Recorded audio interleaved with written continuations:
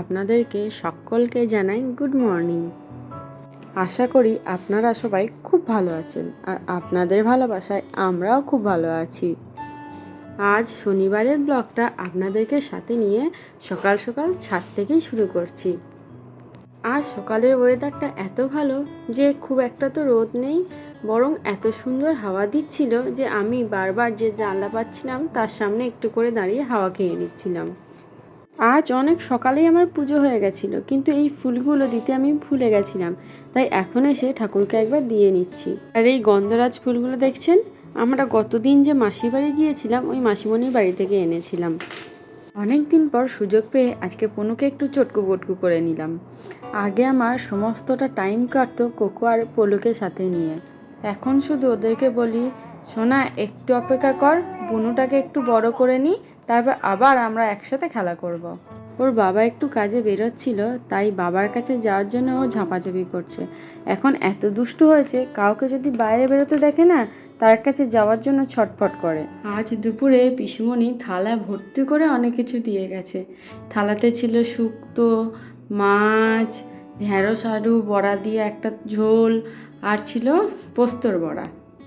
খাওয়া দাওয়ার পরে পাকুমের বাবাকে বললাম, আমাকে একটু তরমুজ দাও না। ওর বাবা দেখছি এইরকম কারুকার্য করে তরমুজগুলো কেটে কেটে আমাকে দিল। বেশ এইভাবে দেওয়ার জন্য না খেতে ভালো সুবিধা হলো, জানেন তো। আসলে কি জানেন তো, আর্টিস্ট মানুষ তো সব কিছুতেই নিজের আর্টটা না দেখালে বোধহয় পোষায় না।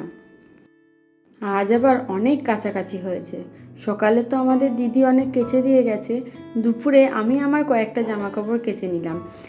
এখন আবার ছাদে এসে দেখছি সকালের আবহাওয়াটা যতটা মনোরম সুন্দর ছিল, এখন ঠিক তার উল্টোটা। একটুখানির জন্য ছাদে আসার পরে হাত পা যেন জ্বলছে।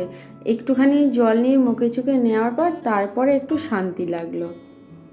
পাকুমটা আজ আমার আবার স্নান করেই এত কান্নাকাটি করছিল ঘুমানোর জন্য, তখন আর খাওয়ানো হয়নি, বাধ্য হয়ে ঘুম পাড়িয়ে দিয়েছিলাম। ওর খাবারটা ঠাকুমা আগেই বানিয়ে রেখেছিল, খালি ঘুম থেকে ওঠার অপেক্ষায় ছিলাম।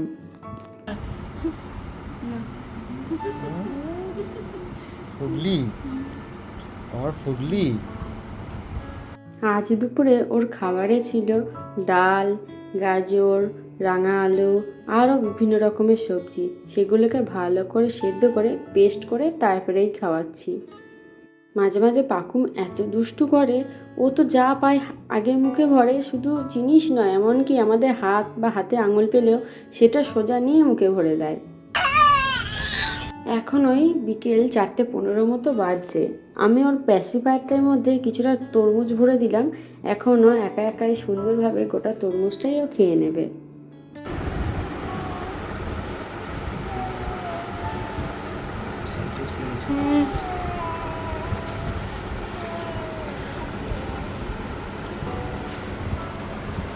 নম নম নম করে খাচ্ছে।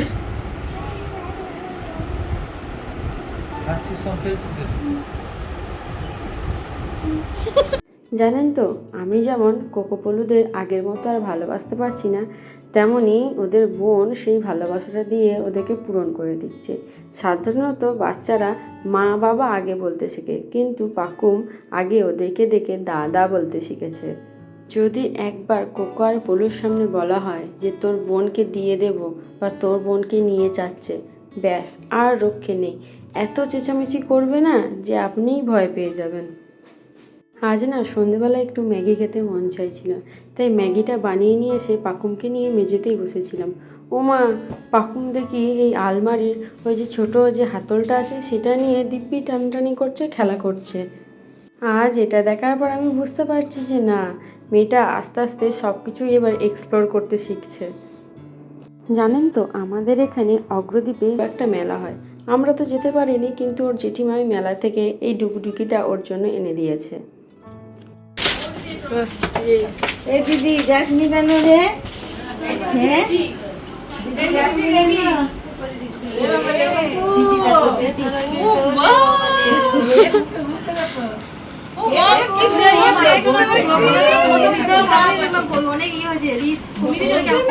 কিসে গো? ইউটিউবে এই ছেলেপিলে নিয়ে টাইম হয়। হ্যাঁ ভালো আছে।